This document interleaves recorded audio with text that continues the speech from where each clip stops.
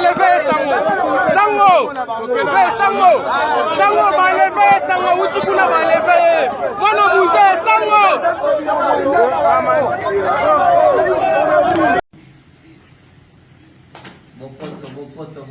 Bokoto. Population nyonso ya Congo partout, États-Unis, Amérique, France, Belgique, Londres, Canada, Asie, Amérique. Biso tozali awa ngayo Ibrahim Kabila mutu bautaki kwa lever mais nasengi na Nzambe merci mingi ndenge ya protéger biso. Ya mibale président de la République Fati Beton atelemeli peza makambo oyo asidiki mabe alobi bozolandela justice ndenge esengeli te nalingi mwana wana azala libéré aza congolais aza na droit ya koréclamer makambo na ye bolandela justice ndenge esengeli.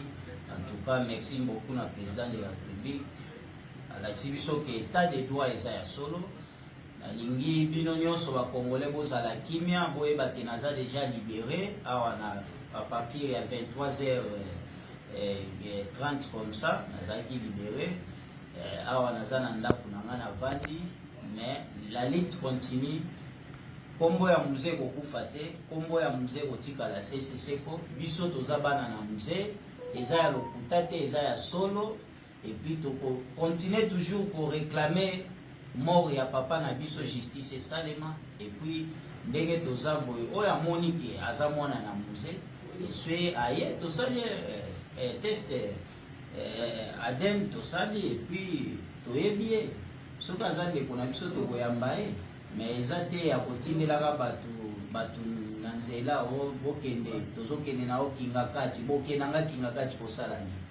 Donc nalobi bokende na nga na justice nde ezalaki chance bandeko na biso ya wewa bazalaki wana batuni likambo nini na babi bana mboka nga naza ndeko na bino congolais. En tout cas coup de chapeau na bana bawewa nyonso ya Kinshasa, coup de chapeau na babi naza ndeko na bino congolais pona na uti ko réclamer mort ya papa na ngai justice esalema nde bato ya kinga kati bango bayeba memanga na kinga kati yango Nzambe asalisaki mingi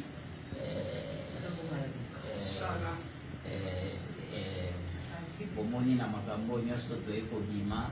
Fati Beton président peza olakisi ke oza moto ya justice atindi bato baye pe major baye kolongolanga na bato mosala oyo. La police.